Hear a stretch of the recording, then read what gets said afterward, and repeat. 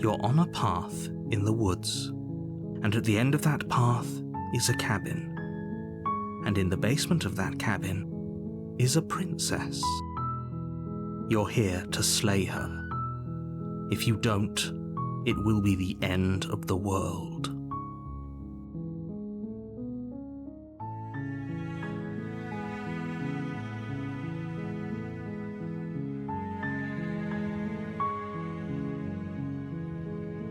Of course I haven't. Why would I even consider that? Nobody wants the world to end. I mean, maybe some people do, like nihilists, or very, very evil people, but surely you're not one of those, right?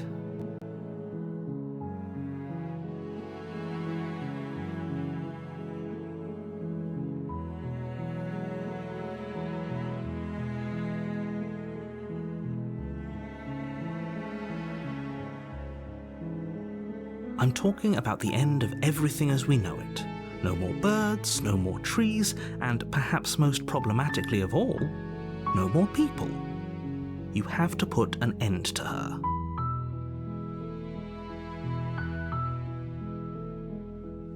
Don't linger on the specifics. You have a job to do here. Just get in there and do what needs to be done. We're all counting on you.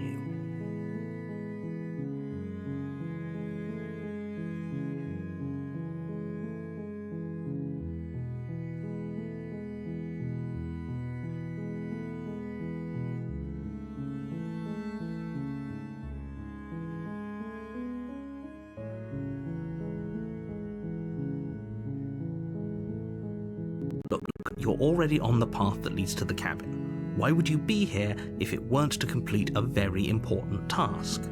You've made it this far, you might as well reach the end of your journey.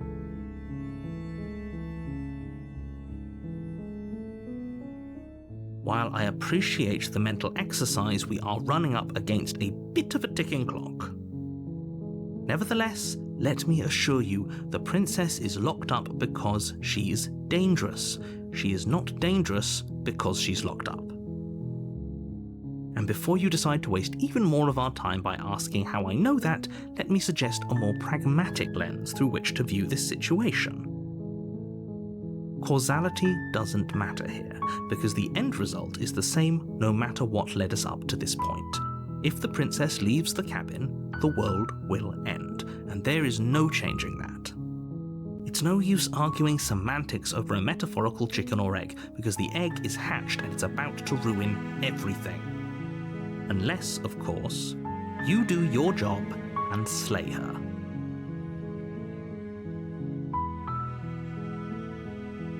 Does it? Are you a monarchist? Is slaying a princess that much worse than slaying a fisherman or a miller or a seamstress? If anything, slaying a princess is much better than slaying a seamstress. Seamstresses contribute something of value to society. Oh, if only that were the case, but I don't make the rules. I have to say, I'm surprised at your reluctance thus far, but unfortunately for the both of us, you're the only one who can pull this off. Like I said, I don't make the rules, no matter how much I wish I did.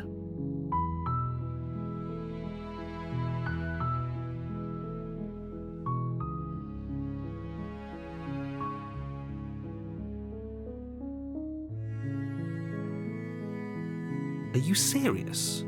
No, you have to do it. Yes, but you'll have to slay her before you get it.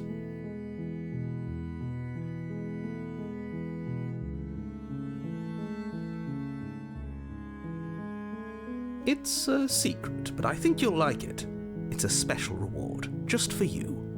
And whatever you think it might be, I can promise you it's going to be even better than your wildest imagination.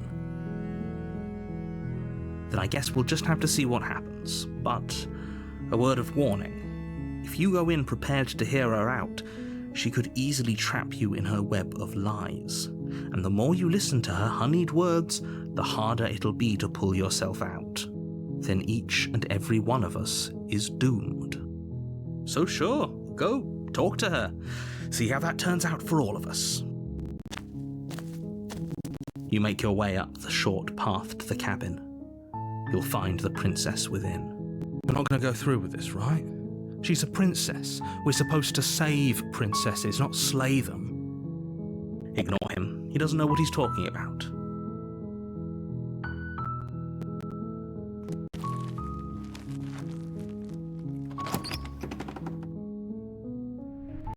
The interior of the cabin is almost entirely bare.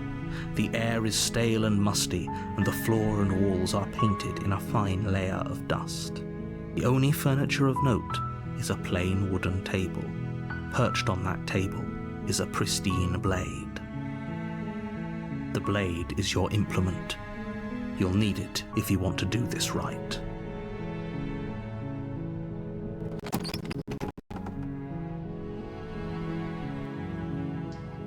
The door to the basement creaks open, revealing a staircase faintly illuminated by an unseen light in the room below. This is an oppressive place. The air feels heavy and damp, a hint of rot filtering from the ancient wood. If the princess really lives here, slaying her is probably doing her a favor. Her voice softly carries up the stairs. Hello? Is someone there? It's hypnotizing. It's the kind of voice you only have to hear once to remember it for the rest of your life. Don't let it fool you. It's all part of the manipulation. You're playing a dangerous game by coming here unarmed.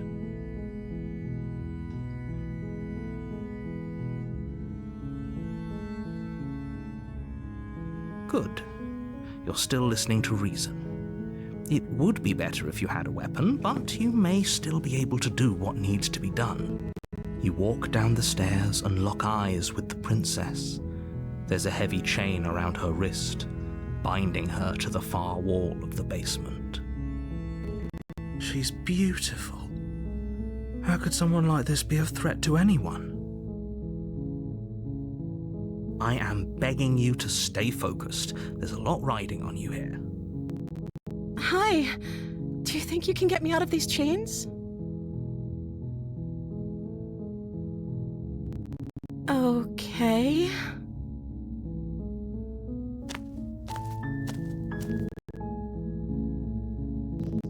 Oh. She pauses, carefully formulating her words before she responds. You can address me as Your Royal Highness. Or you can just call me Princess if Your Royal Highness is too formal. Is Princess her name or her title? What if it's both? Could you imagine being named Princess Princess?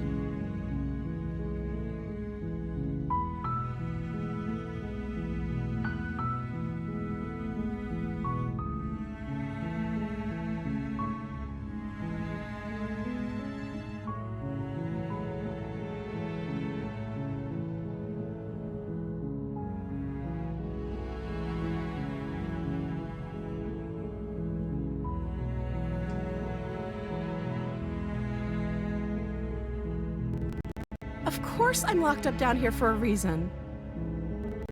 I don't actually know what that reason is, but you don't just stuff a princess in a basement and throw away the key without there being some sort of an explanation, right? You have all the explanation you need. You should know better than to trust whatever she comes up with.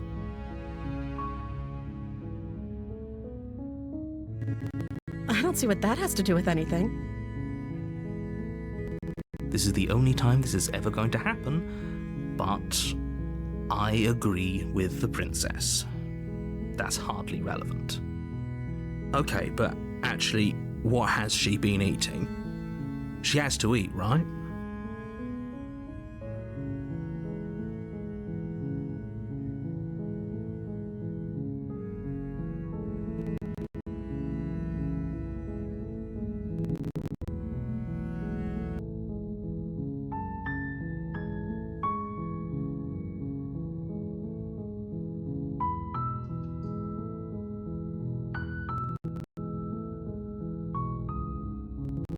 Like I said, You can call me Princess, if you'd like. I'm sorry, I've been down here so long, I guess I've just forgotten. I must have a name, though. Everyone has a name. Okay, that's weird. She hadn't even thought to pick a name for herself. Hopefully you're starting to see that she can't be trusted. Go back upstairs, get the blade, and slay her before it's too late.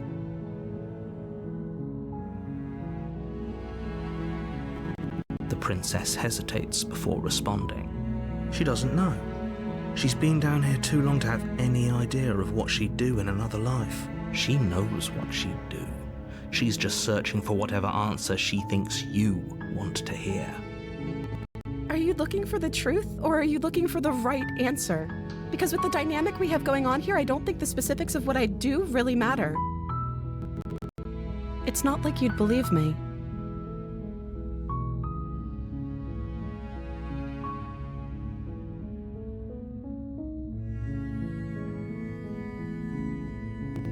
You're only making this more difficult. Thank you, and you won't. I promise. You're making a huge mistake. No, you're doing the right thing. You walk up to the chains binding the princess to the wall and give them a tug.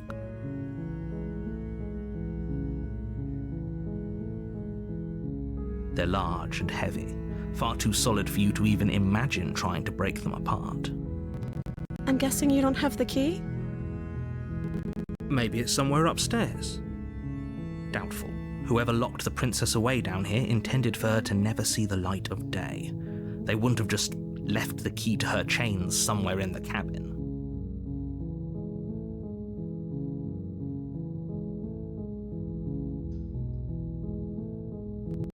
Okay, I'll be here. Good luck. You attempt to make your way out of the basement, but the door at the top of the stairs slams shut. You hear the click of a lock sliding into place. Is someone else here? You try the door, but it's locked from the outside. Your shouts and pleas are met with silence. You're here to slay the princess, and you won't leave until the task is done. You make your way to the bottom of the stairs. This would have been so much easier if you'd just taken the blade like you were supposed to. Easier for whom? Easier for everyone. Look at the mess you're in. I heard the door slam. They locked you down here too, didn't they? There's a slight panic rising in the princess's voice. If I could just get out of these chains, I know we could force our way out of here together. She barely hesitates before raising her arm to her mouth, her teeth tearing through her limb with the determination of a trapped wolf. As she rips her flesh from her bone, a sound comes from behind you, the clang of bouncing metal. It's the blade from upstairs. You're not sure how it made its way down here, but if there's a time to strike, it's now. Or we could use it to free her. You won't like what happens if you do that. Fine. Against your better judgment, you place the blade against the ragged, self-inflicted wound on the princess's arm, just above the unyielding chain binding her to this place. You cut into her flesh. The blade is sharp, and it takes little effort to crack through the bone of her arm. Her limb falls to the ground, and the heavy chains follow suit. She didn't so much as utter a sound through the whole ordeal. No, she didn't.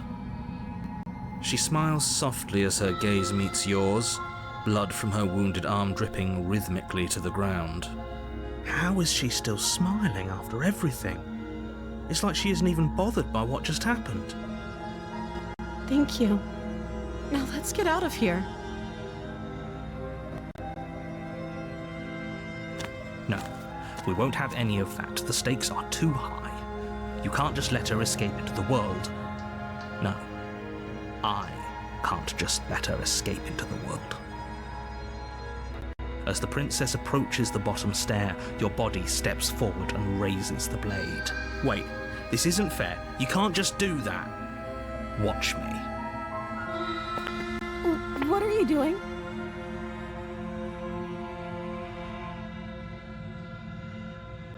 Stop that.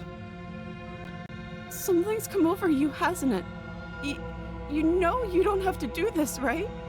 Your body lunges forward, the blade held low, ready to sink into her heart. But the princess dodges, stumbling back against the wall before the blade has a chance to connect. Stop it. Stop trying to resist me. I'm trying to get you out of here alive. The blade. Move the blade. As your body remains frozen in stubborn resistance, the princess takes a cautious step forward. We both know this isn't you. She nervously reaches towards you and takes the blade from your infuriatingly rigid hands. What are you doing? I'm sorry. I'll try to be quick. She plunges it into your chest, tearing through flesh and sinew. It is agony. But you aren't dead. Oh no! I'm so sorry. Stay strong. We can tough it out until it's done. For her sake. For her sake? Don't you start pretending that dying a painful death is some sort of heroic gesture. The two of you have literally doomed everyone. Whatever. She sinks the blade into your chest again and again and again, and you feel every inch of burning pain that slices its way into your body. I'm sorry. She doesn't know how to use a knife, does she? Apparently not, though it doesn't matter how sloppy her blade work is, does it? A stab wound is still a stab wound, and it won't be long before you bleed out. I'm so sorry. With one last thrust of the knife, your legs give out beneath you. You collapse to the floor, your blood pooling around you, your limbs unresponsive. It can't just end like this, right?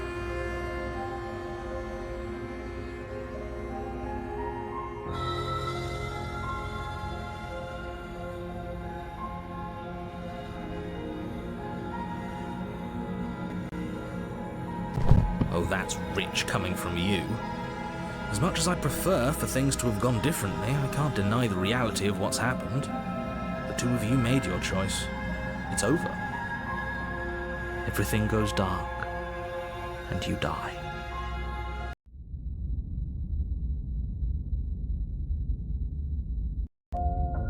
You're on a path in the woods, and at the end of that path is a cabin. And in the basement of that cabin is a princess. You're here to slay her. If you don't, it will be the end of the world.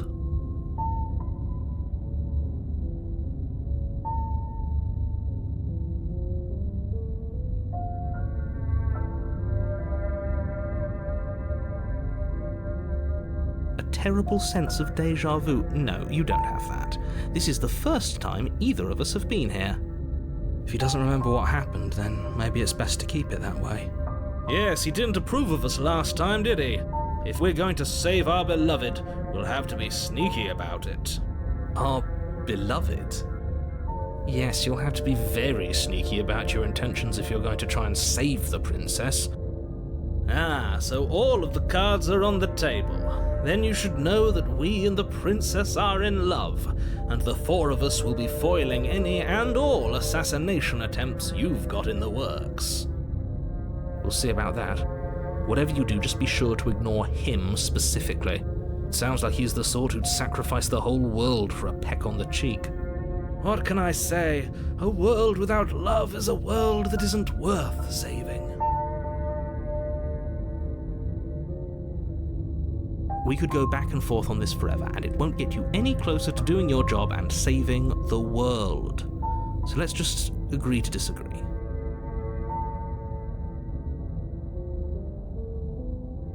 Those are two very different questions, but fine, I'll indulge you if that's what it takes to get you moving. Let's say for a moment that this really is the second time you've met me, or at least a version of me. If you're back here, I'm assuming you died, which probably only happened because you didn't listen to me. You were the one who did us in, villain. Well, not you in the literal sense, but you did everything you could to stop us from rescuing her. Oh, I wonder why. Maybe it's because the entire world was at stake. No lone princess is worth that price. I beg to differ. I'm not going to argue with you.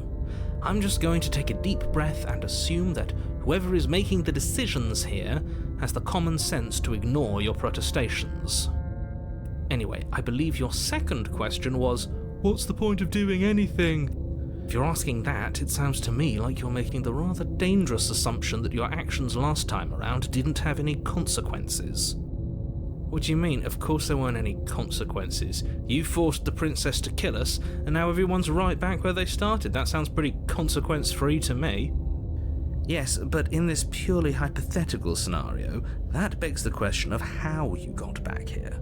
Did time simply rewind itself, or were you instead transported to a different world entirely?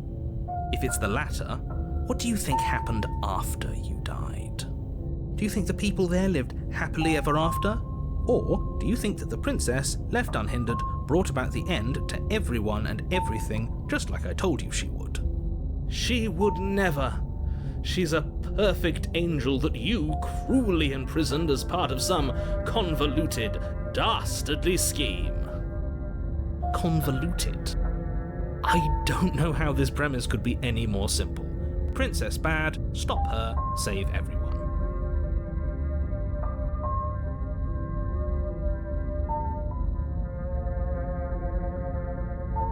Just be quick about it.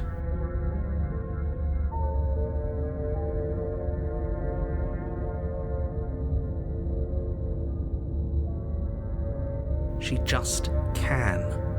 Believe me, I wish I could tell you more, but you'll just have to trust that what I'm saying is true, and that, despite it all, you're fully up to the task that's been given to you. Maybe it's her beauty that threatens the world. Sure, it's her beauty. Why not? And before you ask, no, we can't just keep her down there. If you don't slay her, she's going to find a way out. It's unfortunate, I know, but it's just the way it is. People locked her in that basement, and I told you what this place is. It's a path in the woods. Don't overcomplicate things.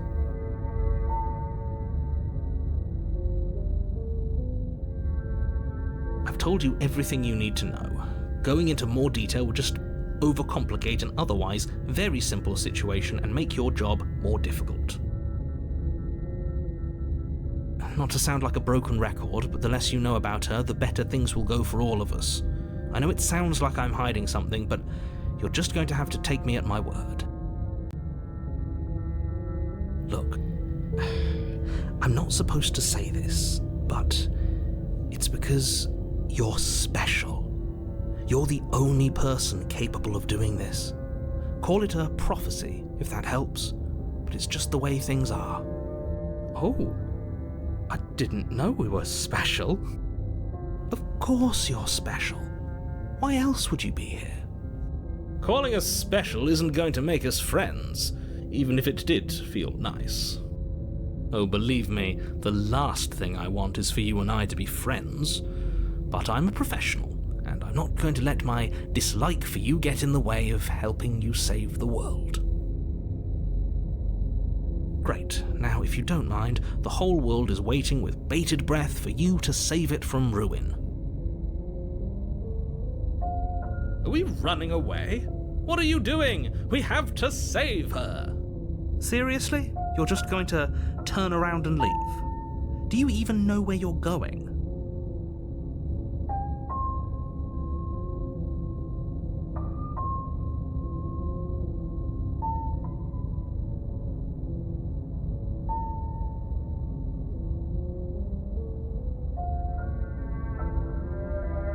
There won't be a new dawn if the world ends. There'll just be nothing forever.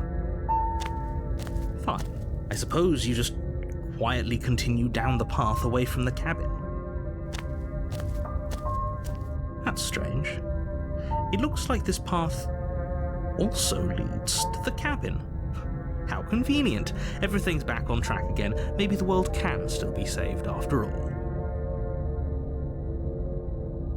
You're really keen on wasting everyone's time, aren't you? It's remarkably selfish, if you ask me. I've already outlined the stakes of the situation. If you don't do your job, everyone dies. Like, dies. Forever. But fine, you turn around and trek back down the path you came. Wait, something isn't right. Can you still hear me? You're supposed to wind up back at the cabin again. But everything is getting fuzzy. What's going on? Where are we?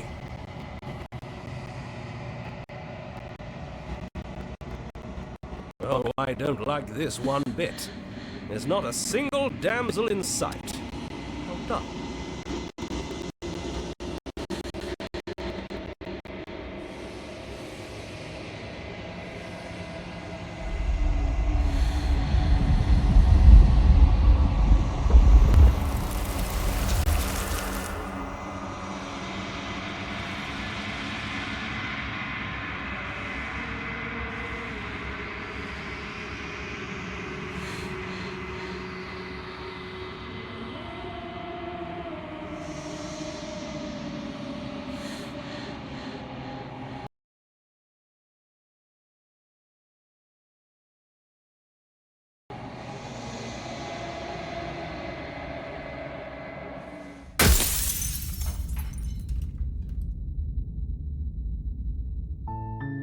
You're on a path in the woods, and at the end of that path is a cabin. And in the basement of that cabin is a princess. You're here to slay her. If you don't, it will be the end of the world.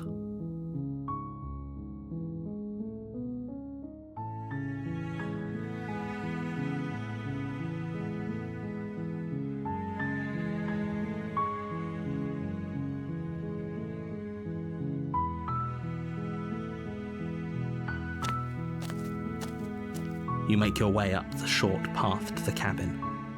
You'll find the princess within. We're not going to go through with this, right? She's a princess. We're supposed to save princesses, not slay them. Ignore him. He doesn't know what he's talking about.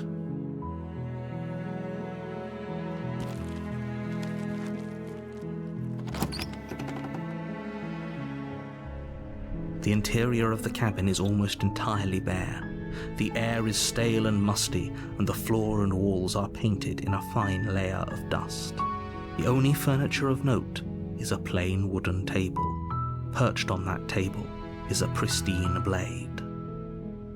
The blade is your implement. You'll need it if you want to do this right. You take the blade from the table.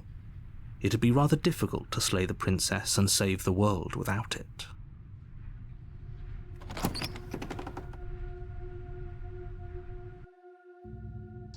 The door to the basement creaks open, revealing a staircase faintly illuminated by an unseen light in the room below. This is an oppressive place. The air feels heavy and damp, a hint of rot filtering from the ancient wood. If the princess really lives here, slaying her is probably doing her a favor. Her voice carries up the stairs. Who's there? She sounds dangerous. It's almost as if she's the one in charge down here. Don't let it fool you. It's all part of the manipulation.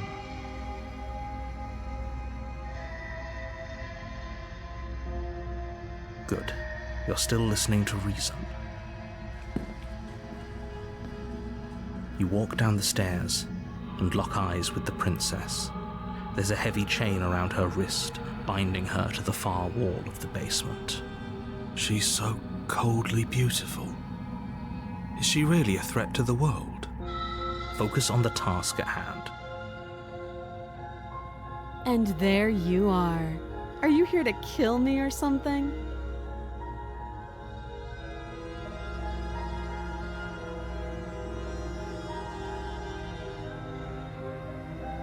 That isn't a good idea.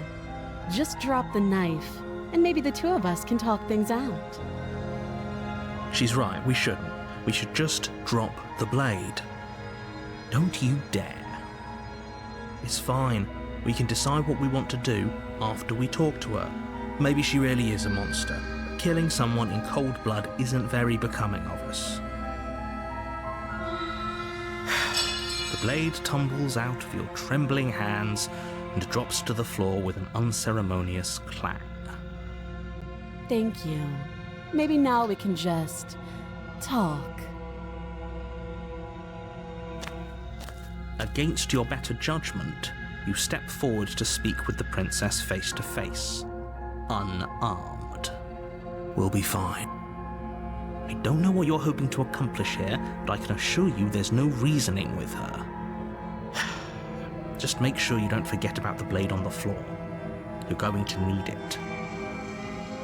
So here we are. What an awkward start to a relationship.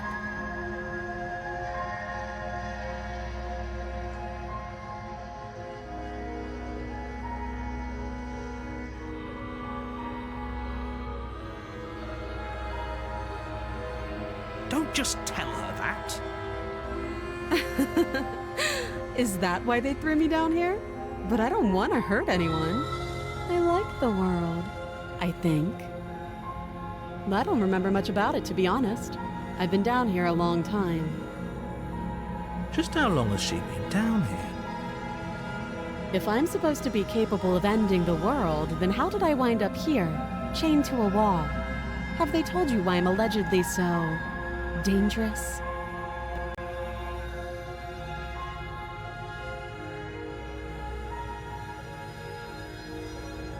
Ending the world seems like an awful lot for just one person to do. I wouldn't even know where to start. I believe her. She doesn't have to know how to destroy the world to be capable of doing it. At the end of the day, whatever the two of us have going on down here is about trust. Whoever sent you to slay me claimed I was a threat to the world, but they didn't tell you why. That doesn't sound right to me. And I don't think it sounds right to you either. Otherwise, we'd be killing each other instead of talking. She has a point. There's a reason I've been telling you to question the situation, and there's a reason you've listened. So, I could tell you that I'd lead a quiet life in the woods, or that I'd open an orphanage, or that I'd do any other number of good things that I'm sure you think you want to hear. But you don't really know me, do you? What can my word possibly be worth in a situation like this? She's right about one thing. Her word isn't worth anything. Like I said, it's all about trust. Blind trust. So do you trust me, the prisoner, the victim, the princess clearly incapable of ending the world? Or do you trust whoever put me here? She's wrong. This isn't about trust. This is about risk. We stand to lose everything, all for the sake of one person, and a subjugating monarch no less.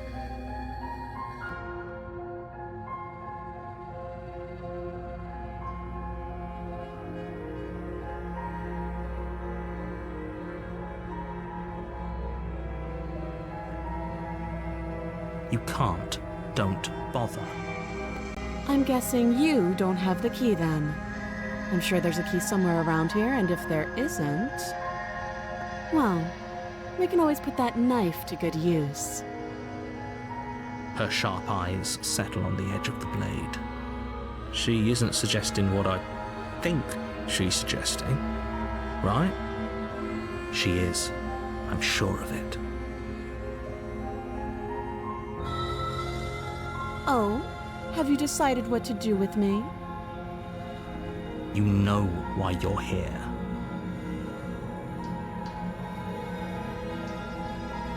Oh, you have to be kidding me. You walk up to the chains binding the princess to the wall and give them a tug. They're large and heavy, far too solid for you to even imagine trying to break them apart.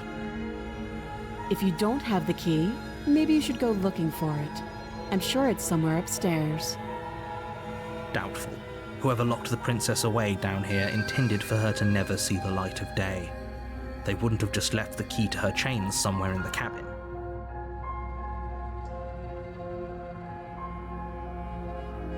I'll be here. You attempt to make your way out of the basement, but the door at the top of the stairs slams shut. You hear the click of a lock sliding into place. Is someone else here? You try the door, but it's locked from the outside. You're here to slay the princess, and you won't leave until the task is done. You make your way back to the bottom of the stairs. This would have been so much easier if you'd simply slain her like you were supposed to. Easier for whom? Easier for everyone. I heard the door slam. They locked you down here too, didn't they? The knife. Pick it up and cut me out of here. You won't like what happens if you do that. Against your better judgment, you place the blade against the princess's arm, just above the massive, unyielding chain. You cut into her flesh. The blade is sharp, and you make quick work of it. Before long, you're able to crack through bone, and she pulls the bleeding stub of her arm through the iron gauntlet. She didn't so much as utter a sound. Free from her bindings, the princess turns to face you, her fierce gaze meeting your eye. How is she so composed after losing an arm? It's like she isn't even bothered by it.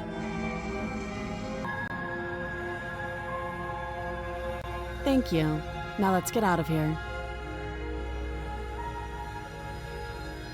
No, we won't have any of that. The stakes are too high. You can't just let her escape into the world. No, I just can't let her escape into the world. As the princess approaches the bottom stair, your body steps forward and raises the blade. Wait, this isn't fair. You can't just do that. Watch me. You bring the blade down and plunge it into the princess's back. Finally. Okay. There's no going back now. Though the blade left a deep gash in her shoulder, she barely so much as flinches, turning around to stare at you incredulously. Are you serious?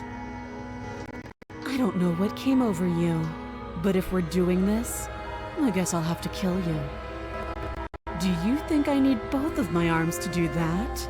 I can beat you to death with one. But I don't have to tell you that. I'll go ahead and show you. Thank you. You swing your arm towards her throat, the blade singing through the air. But she's ready for it. She grabs your arm, her grip like a stone vice. You drop the blade, pathetically. She lets go, and faster than you can react, rears back and hits you with a bone-shattering haymaker. There's a ringing in your ears. You're fairly certain you can feel bone grinding against bone where she fractured your jaw, but your body isn't allowing you to feel much right now, adrenaline coursing through your system and numbing your nerves. You fall to your knees. You're barely able to bring your trembling arms up to defend yourself before she hits you again. Every blow is as punishing as the first. You feel bones shatter with every impact, unknown ruptures blossoming with blood somewhere inside of you. You poor thing. I'll go ahead and put you out of your misery. She places a confident heel on your chest and pushes you down to the ground. Her knee falls to your throat, your windpipe crushed beneath a weight you didn't think her slight form could possibly possess. It can't just end like this, right? I'm sorry, but it's over. Everything goes dark, and you die.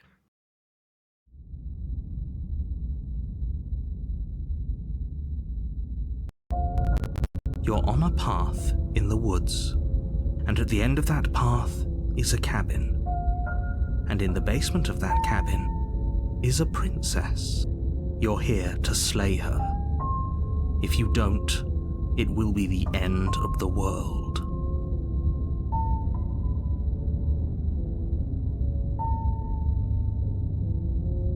Oh, don't you start grandstanding about morals. The fate of the world is at risk right now, and the life of a mere princess shouldn't stop you from saving us all. If he doesn't remember what happened, then maybe it's best to keep it that way. You know I can hear you, right? It's going to be a lot harder than you think to keep secrets from me. What does it matter what he knows? There's nothing we can do to stop her. She's just going to kill us again. She is not going to kill you unless you let her. But slaying the princess and saving the world is going to be much more difficult than it has to be if you spend the whole time second-guessing yourself. Those are two very different questions, but fine. Let's say for a moment you died last time. Of course we died. She didn't feel pain. She didn't feel much of anything, did she? And she broke every bone in our body before she decided to let us die. What were we supposed to do to stop her then? What are we supposed to do to stop her now? It's pointless. She's just a princess. Slaying her shouldn't have been difficult, but congratulations. You've been given another chance to actually do this right. And I believe your other question was something along the lines of, oh, what's the point of doing anything? If you're up, what do you mean? Of course there weren't any consequences. The princess killed us and now everyone's right back where they started. Yes, but in this, if it's the latter, do you think the people there lived happily ever after? If she ended the entire world, why should we even bother? We might as well just walk up to that cabin, break her chains and let her do whatever she wants. It's all the same in the end. Just because she's capable of ending the world doesn't mean you're not capable of slaying her. Both of those things can be true at the same time. So chin up. I believe in you.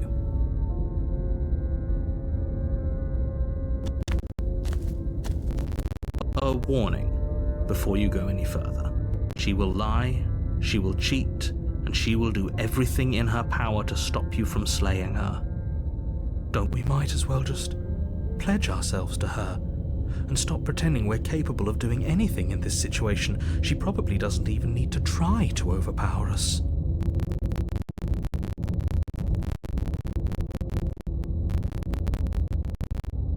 Can we tone down the pessimism just a smidge? I'm not being a pessimist. I'm just being realistic. You're being annoying. Just ignore their bickering, and whatever you do, don't pledge yourself to her.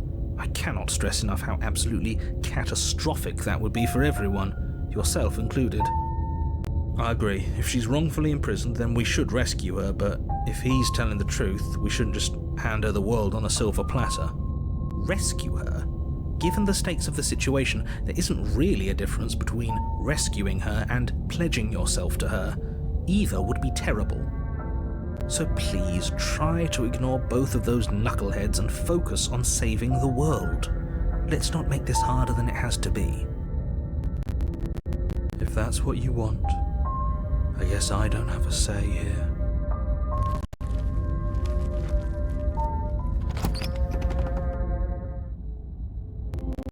The interior of the cabin is larger and more grandiose than its humble exterior would suggest. The only furniture of note is a massive marble altar with a pristine blade perched on its edge. The blade is your implement. You'll need it if you want to do this right. Why do we feel so small? We don't feel small. We are small.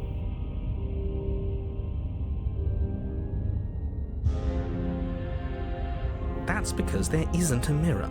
There's the altar, the blade sitting on the altar, and the door to the basement. There's nothing else in here. There's definitely a mirror. There isn't. Who cares if there's a mirror? We're all going to die anyway. And I'm sure that if we looked in there, we'd just see something sad and miserable looking back at us. We don't need any reminders of what we are. For the last time, you're not going to die unless you let it happen. And luckily for you, there isn't a mirror, so no one needs to worry about confronting a grisly visage any time in the near future. Though, for what it's worth, if there were a mirror, I'm sure that you wouldn't find anything sad or miserable in it looking back at you. You probably look perfectly normal. Probably. Do you not know what we look like? He knows. He just doesn't have the heart to tell us.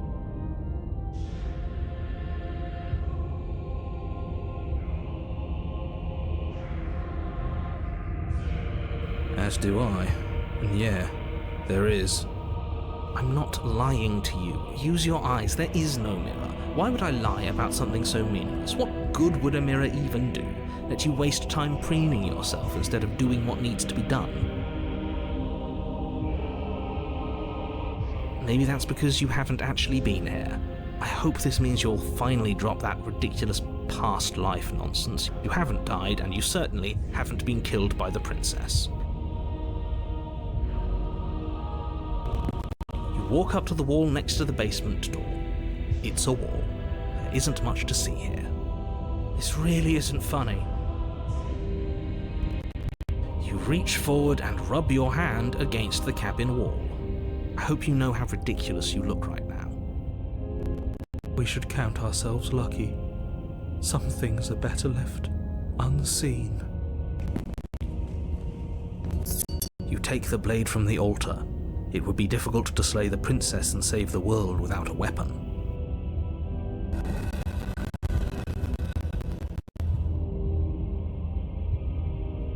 The door to the basement creaks open, revealing a spiral staircase. Its steps almost as deep as you are tall. The smell of incense drifts up from below. For a moment, you almost feel at ease. This is actually kind of nice. It's still a stone basement. If the princess lives here, slaying her is probably doing her a favor. Her booming voice rolls up the stairs. Is that a guest I hear? Don't linger on the stairs. Come down and witness me. You weren't kidding when you said it was booming. She wasn't like this last time. We need to get down there. She wants us to see her. We need to see her. Should we be worried about your sudden change in attitude? Just a few minutes ago you were going on about how pointless everything was. Now you want to go down there. It doesn't matter what that little voice says. He's not the one making the decisions. Though if his ramblings get you to the princess, they get you to the princess. Making your way down the spiral staircase is a time-consuming and exhausting effort, every step requiring you to clamber over one edge before dropping to the next. But soon the end comes into view, and you tumble to the bottom, entering the vast, temple-like room beyond. The princess towers over you, almost glowing in the weak starlight, her figure framed by a stained glass window. Her long hair billows around her, and a chain binds her wrist to the far wall. The chain is nothing to her. It might as well be a toy for all the good it would do. I told you it was pointless to resist her. The little bird has returned to me. I wonder what he wants. You've brought that knife again, even though you know it's useless. Such charming audacity. Drop it. As if on command, the blade slips from your grasp. It clatters uselessly to the floor. But we didn't drop it. We decided to grip it tighter, remember? Are you really just going to let that happen to us? I have a duty to report facts as facts, and the fact is that you dropped the blade. Of course we dropped it. She's so much more than us. You wouldn't understand what it feels like to be in her presence. Oh, I understand what's going on, and you'd better snap yourself out of it. Kneel. Oh, are you still trying to defy me?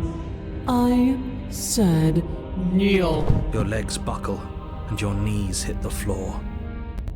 That's my good little bird. Now, why don't we talk? The last time we met, you told me I was destined to end the world. That thought wrapped itself around my heart. It has pulled at me since the moment I squeezed the life out of your broken lungs. I could feel its fundamental truth awaken me. The collapse of the old is a necessary prelude to the birth of the new. And the world as it is now is overdue for alterations. It's time for me to seize my destiny, and you, little bird, will help me seize it. Well, that gives away the game, doesn't it? It certainly does. And beyond that, it more than lends credence to our conversation in the woods. I don't love the thought that in some other reality you failed to destroy her, but what's done is done. I can only hope it helped you learn a valuable lesson. You are the only one who can deal with her, and if you don't, well, she's let you know what will happen, hasn't she? And you shouldn't have trusted us with her destruction. She is inevitable. Can't you feel it? He's being melodramatic, but he's not exactly wrong, is he? What are we supposed to do to stop her? Okay, first things first, you're going to have to stuff those pessimistic thoughts someplace far, far away and commit yourself to what needs to be done. The stakes of the situation should be perfectly clear to everyone now. And if you're going to save the world, you have to have faith that you can pull this off. You can't win a battle that you've already lost in your mind.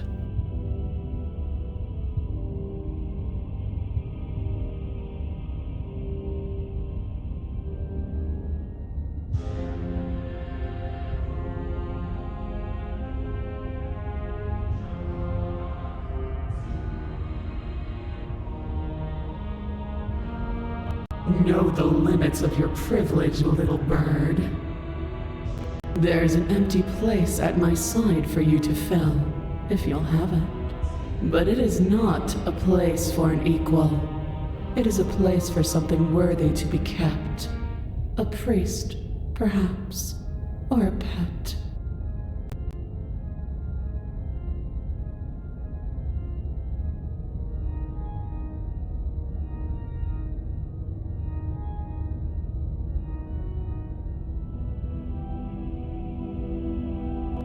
All you have to do is break these chains and set me free.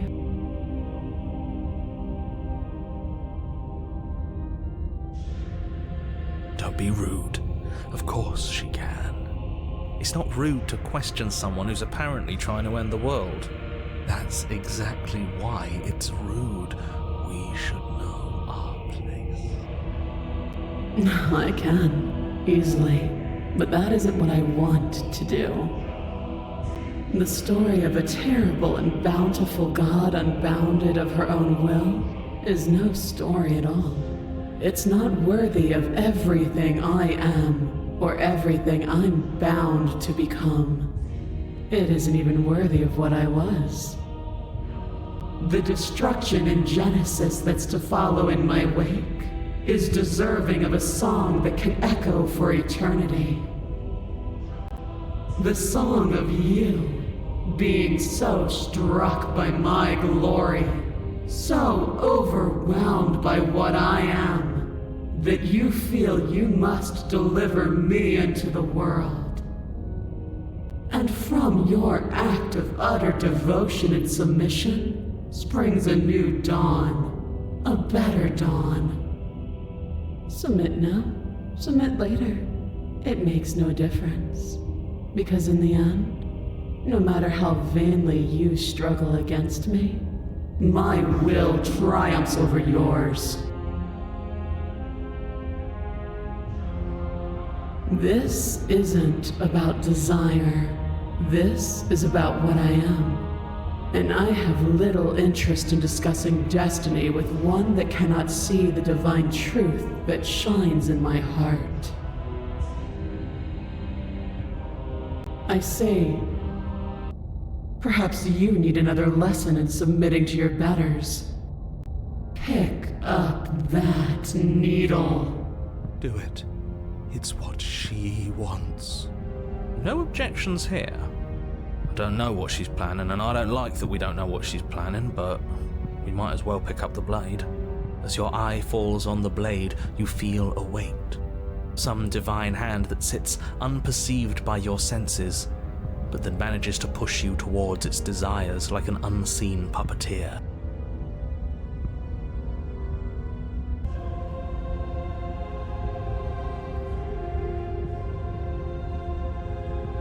You reach forward and grasp the blade. Stand. This one's easy. See?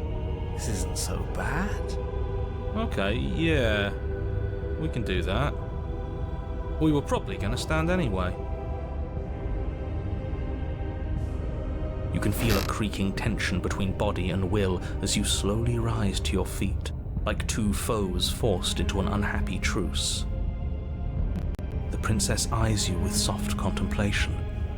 The moment seems to last a lifetime, the silent anticipation of what's to come dragging out the long, painful seconds. But all silences are broken eventually. To define me is to claim we stand on level ground. We do not. You are quiet shadow, while I am brilliant radiance. Take that knife in your hand and slit your throat. What? You don't have to listen to her. You're armed. Just steel your nerves, step forward, and end this. Oh, we'll end this all right. Your hand lifts the blade and brings it towards your throat. Okay, I apologize for the unclear language. End her. Your body is sluggish and unresponsive, actively fighting against you, but you do your best to stagger forward. One step at a time, you move towards the princess. Slitting your throat would have been a mercy, but it seems you're in need of a harsher lesson. Plunge that knife into your lungs. I'm sorry.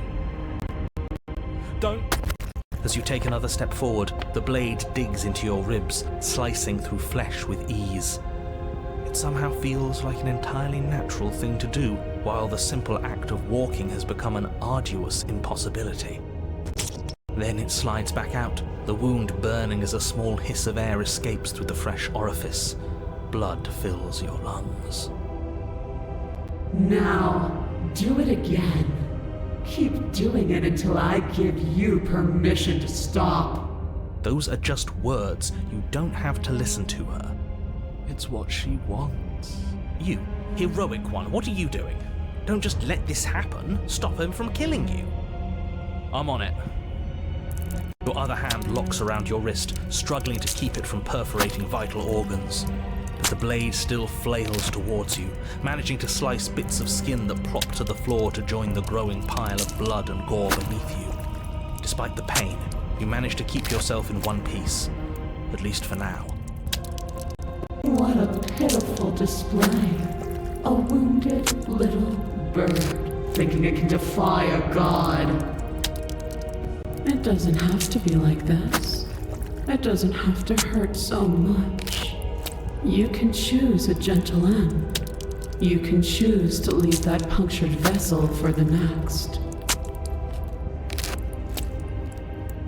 Or you can pathetically struggle against yourself until the floor of this temple is painted with the bloody impressions of your futility.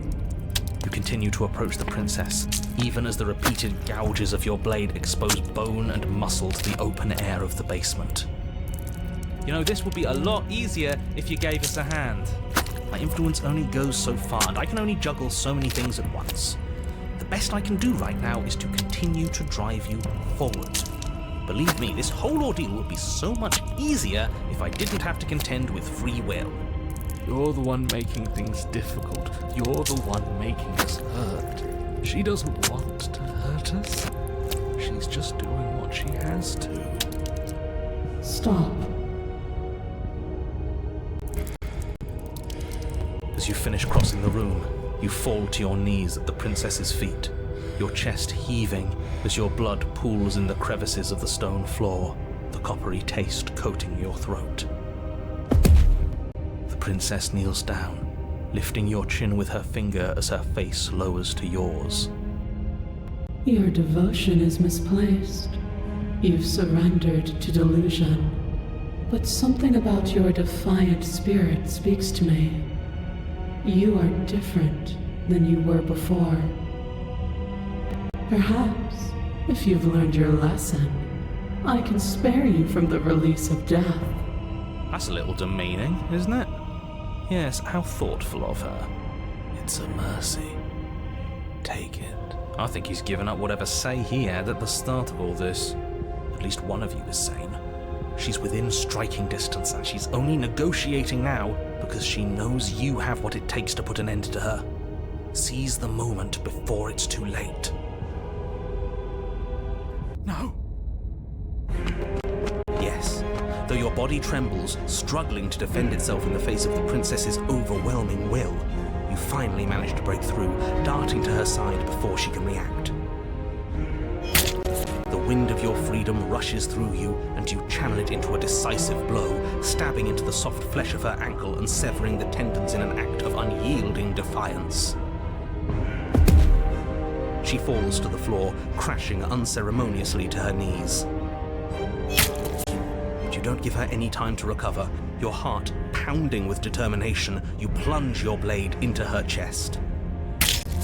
As you find your target again and again, she laughs, crude emotion breaking through her once stony composure as your blade cuts her flesh. We can do this, can't we? You always could. The decision to give you this task was not made lightly. You're here for a reason. It's not too late to pick up the pieces. It's not too late to toss that blade aside and beg for forgiveness. Shut up. I can't believe you would actually strike me. You heathen! You worm! You defiler! You don't know the consequences of your arrogance! Before you can strike the final blow, the princess lashes out, knocking you off your feet. There's an unsettling wet pop as your spine breaks, numbness and pain spreading through your body. As you rebound towards the ceiling in a moment of disorientated lightness, she drives her fist into your chest. Your body is crushed as she pulverizes you into the floor, the ground itself breaking from the impact. You lie there, broken, beyond pain, unable to even see what she's done to you. But the princess is succumbing to her own wounds as well. She looks down upon her body in abject horror and disgust. You made me use my hands. I can feel myself twisting into something new, something dull, something defiled. What have you done to me? You're monsters and conspirators. I can't bear to watch this. The princess has been nothing but cruel to you. You should feel liberated by her fall. But I don't feel liberated. I feel empty. Aside from the pain, I feel fine. She collapses to the floor. Her glassy eyes watch, unblinking, yet somehow still full of anguish and fear, as the two of you perish together. I suppose we were never gonna get a happy ending here, were we? Don't let those be your final thoughts. You saved the world. That's worth something. I guess. Regardless of how you feel about it, it's finally over. Thank you. Everything goes dark, and you die.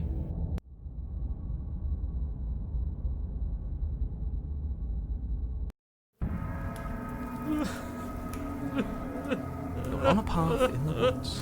And at the end of the path... Okay, what the hell is that? I think he's upset. And what's he got to be upset about? We just killed a god. Exactly. You heathens destroyed the most beautiful thing that ever was. I can't say I have much sympathy for you. She was bad for us and you almost got us killed. You're being too generous. He did get us killed. Alright, enough chatter. Got a thing I'm supposed to do, and if you don't mind, I'd like to do it without any more interruptions. Okay, great, you're listening. You're on a path in the woods, and at the end of that path is a... If your thing is telling us about the princess, don't waste your breath. We know all about her, and it's hardly a path in the woods at this point, is it? Look, if the world around you is changing, especially all the way out here, then that means you're nearing the point of no return. Whatever happens next, that's it. There won't be any more do-overs. So you'd better take things seriously.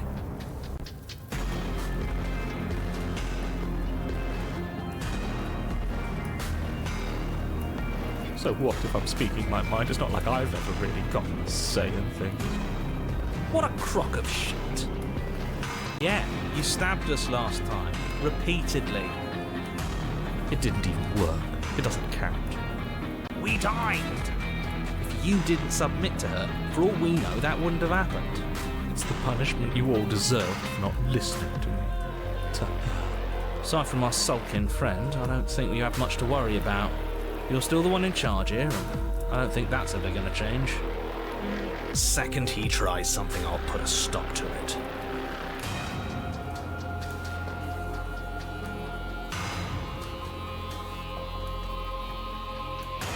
Then what happens? Have you even been listening? It's the end is what happens. Yeah, but is there something after the end? How am I supposed to know? The end means finality. It's not like I can just peek on over to the other side and tell you what it's like there, if there even is a there. It doesn't matter because we're going to win. Now that's exactly the sort of mindset I like to see. Don't let yourself be consumed with self-doubt. Don't flirt with oblivion. Just focus on the present and everything will be absolutely fine.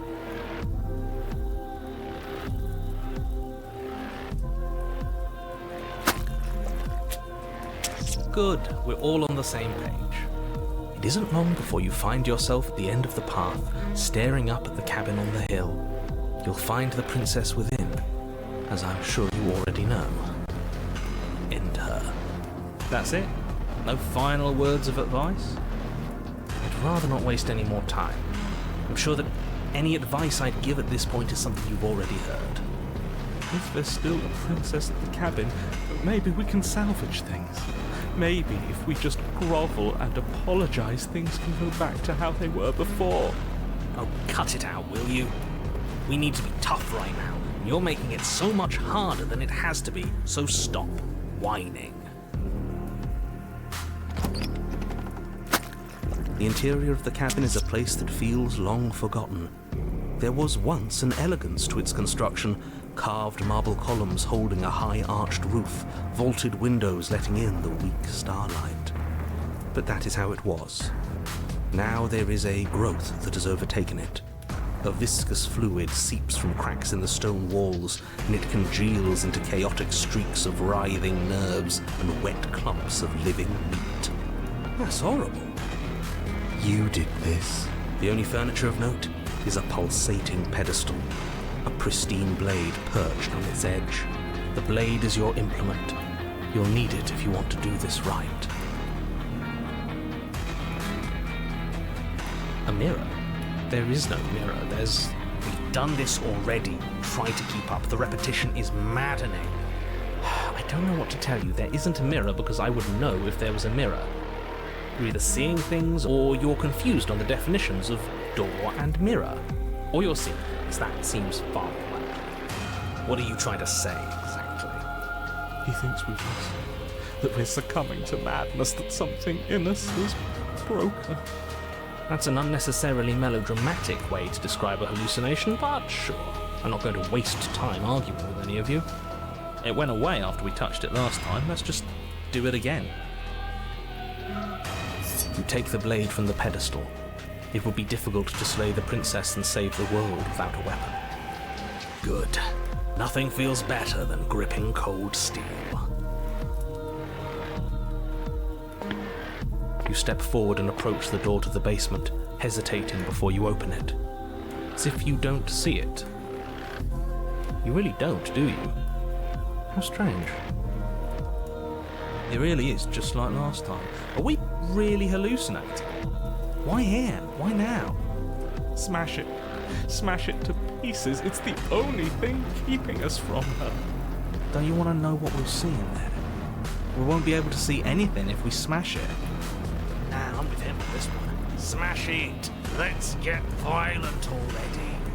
Do whatever you want with it. The mirror isn't real, so how you handle it doesn't matter, aside from wasting dangerous amounts of time. You reach forward and drag your hand across the door leading to the basement. As if on command, it slowly slides open, scraping against the stone floor, its ancient hinges moaning as it reveals the dim path ahead. Why am I not surprised? You step forward into the darkness. The stairs leading down to the basement are at once both narrow and grandiose. A high-vaulted ceiling stretches up into a gloom beyond your sight, while walls wet with tumorous growths press in uncomfortably at your sides. You feel both unprotected and trapped, at once exposed and claustrophobic. The air is thick, its odor an oppressive violence, the metallic scent of fresh blood twisting with the nauseating embers of charred remains. If the princess lives here, slaying her is probably doing her a favor. Her voice, a bellowing rage, roars up the stairs. Was severing the tendons of my ascension not enough for you? Was it not enough to rend my divine heart? Come, see the horrors you've wrought upon my flesh, and feel my hands set upon your throat. See how you've soured my once divine melody. She's so angry with us. Why? Why did you desecrate her? Why couldn't I stop you? You've got to stop thinking about her like that. It isn't doing anyone any good. She's not some untouchable god. She's an abomination, and we're going to put an end to her once and for all. Whatever she is now is our fault. If she's an abomination, then what does that make us? She was going to end the world last time. If I might interject, you didn't make her into an abomination. She's always been what she is. It's why you're here, and it's why your task is so important. You make your way to the bottom of the stairs. The chamber's walls are painted in blood, a deep, sickening red that drips down in clotted streams onto the charred corpses that make up its floor. This place reeks of torment, of ripped skin and burning bone. The princess stands in its center, muscles flayed and bare and weeping, draped in a tattered dress of her own skin.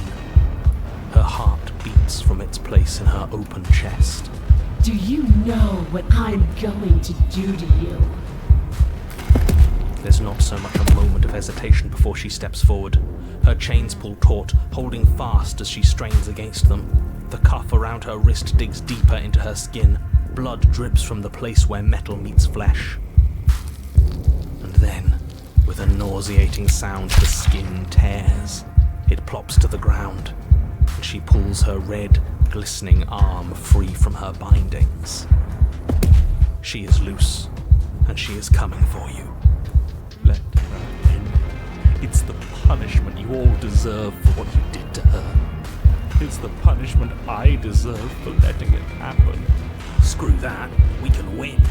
We've done it before and we'll do it again, only this time we'll make it out the other side. Hell, she's practically done most of the work for us.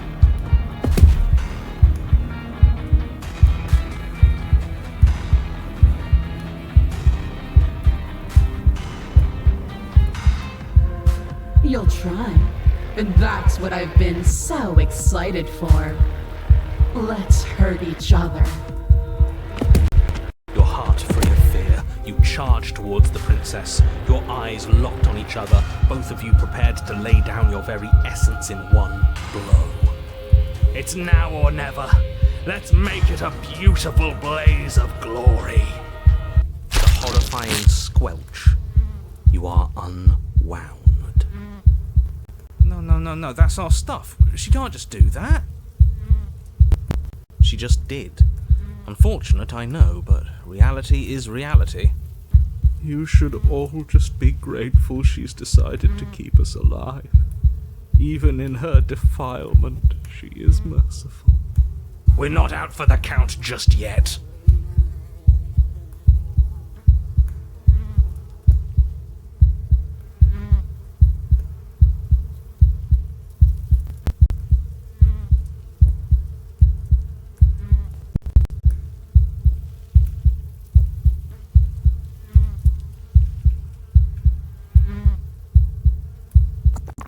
But the words don't leave your metaphorical mouth. Instead, all that leaves...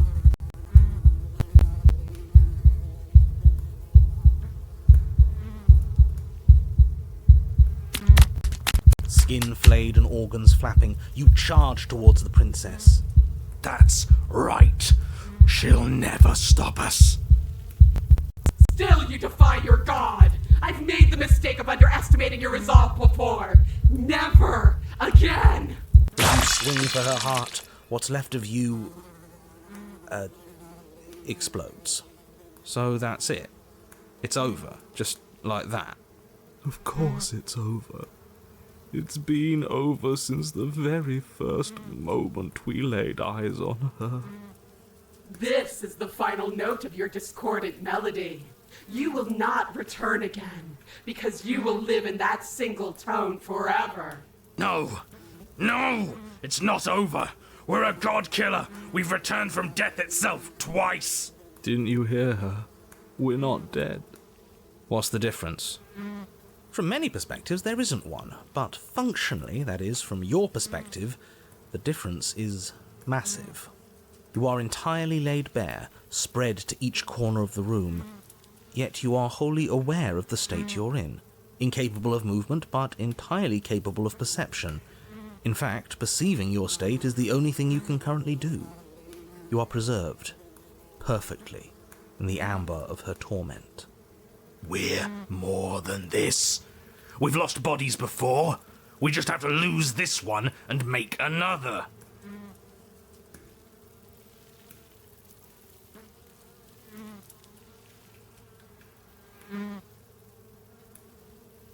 Who said anything about getting to a new cabin? No, we make something new here. It won't matter if you do. She'll just pull us apart again. And preferably, we make something without him. Absolutely not. I refuse to let you just decide to die with your task unfinished. If you die here, the world is doomed.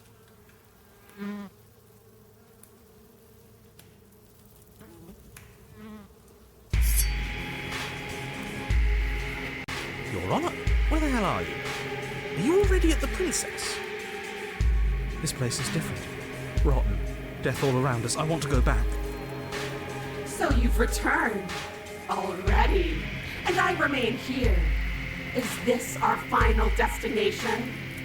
The Princess tilts her head to look at you, and with a gesture, you are unwound.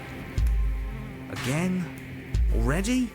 Clearly I left you with too much room last time. Perhaps this cell will hold you better. You know what to do. Again.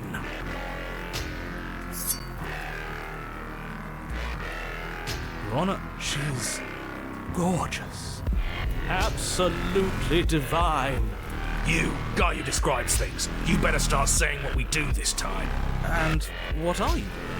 Attacking her, obviously. Right. You charge towards the Princess and... There is no spark in you, only matter devoid of life. you explode. Again. You're on a path. We are not on a fucking path. I have no idea where we are. We're in the middle of a fight, so act like it. So you are. Okay, you dive towards the princess and we're unwound. Yes, her head swivels creakily on her neck, fire in her eyes as your body unravels with blinding pain. No! Again. Your Honor, No time. You narrate now. yes, of course. Pristine blade grasped firmly in your hands, you fly towards the princess before she can turn to face you. You might actually do it this time. Feel that body of yours slicing through the air. How many more times will I have to scatter you? As she turns towards you, the very essence of your being begins to flake away. Your muscles, then organs, then nerves laid bare and screaming as the rest of you is stripped of substance. Oh, boo-hoo. It's just a body. It just needs to last long enough to sink this blade into her heart. But it doesn't last. You are disintegrated. Everything goes down. How many times do I need to pulverize you before you finally understand? You are nothing. An empty void that dared to dream it was alive. That feels right. If we're nothing, Then why are we still here? Because we always have been. If we're nothing, then how can we do anything? It's the same way we always have.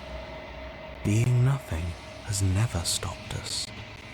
Now our end with this. End her.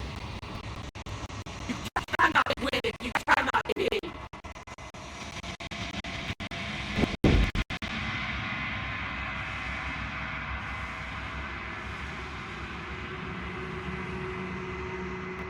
How? I've scattered the atoms you clung to and there was nothing there to find. You can't exist!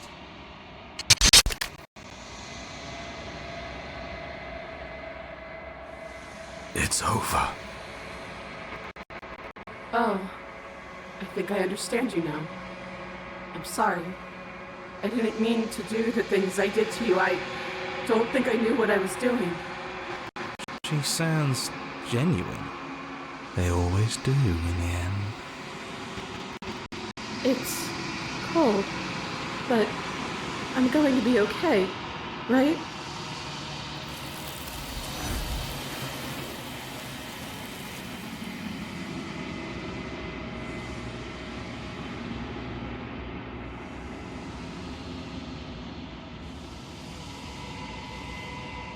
She's gone. Where did she go? Should we try and find her? And there's that mirror again. Why is it here? Why now?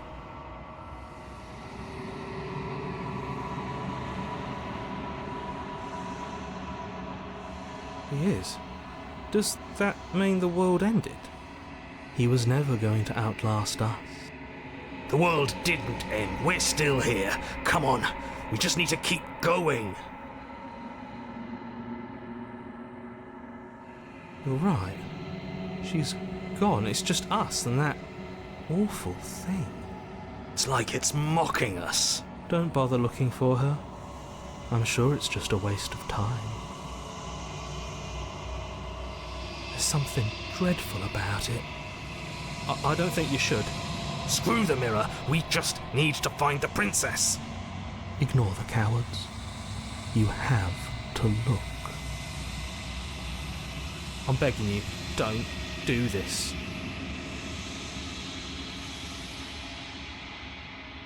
It's different now. It feels, I don't know, final.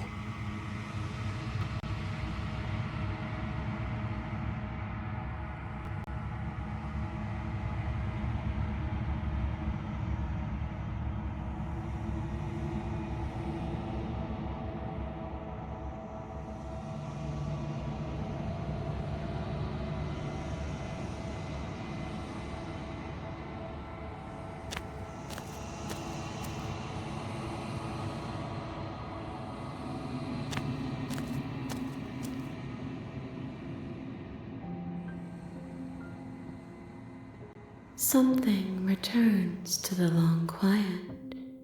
It has surrendered its path of annihilation and brings me the gift of a fragile vessel.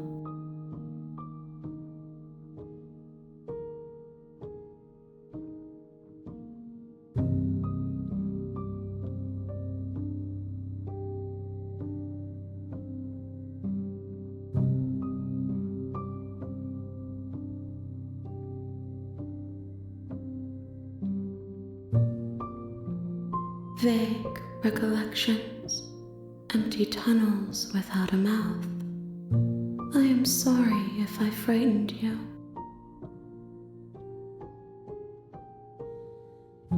I am solitary lights in an empty city. What are you?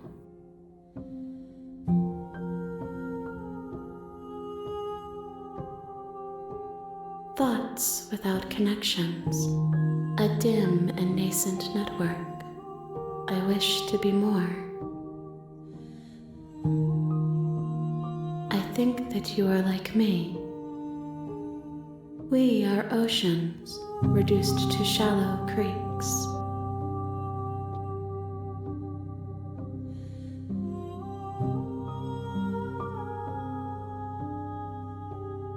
Yes, nerves textures and fibers to feel the worlds beyond, perspectives to make my own. This one is desecration. She placed the weight of her agony on you, yet it is she who unwound herself.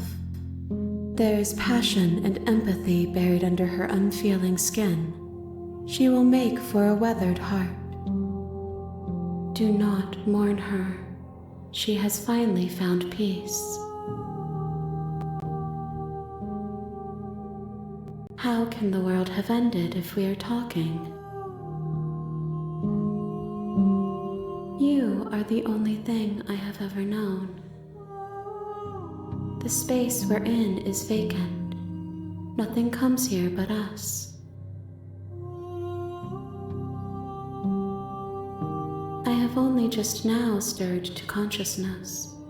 I could not have trapped you here, and I too yearn to be free.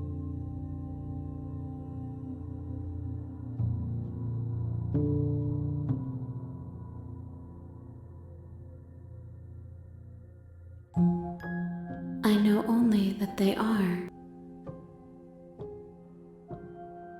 She is part of me, and part of me is her.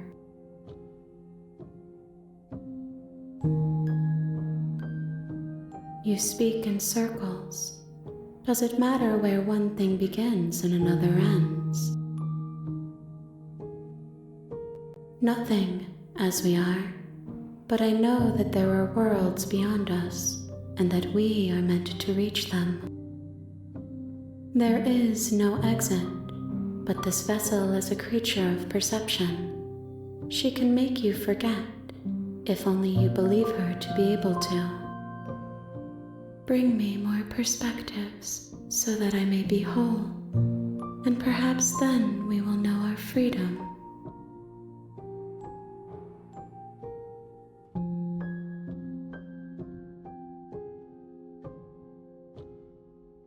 I have not lived. I am not afraid to die.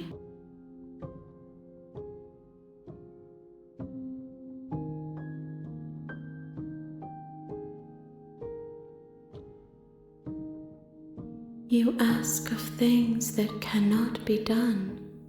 To destroy is merely to reshape, to remold.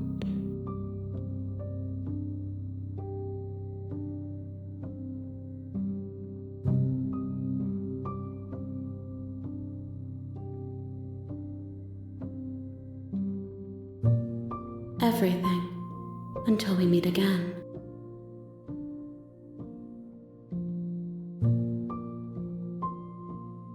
More than you have found, but less than there are to find.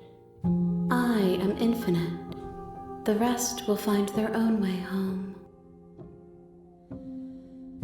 She asks that I tell you to remember her. You won't.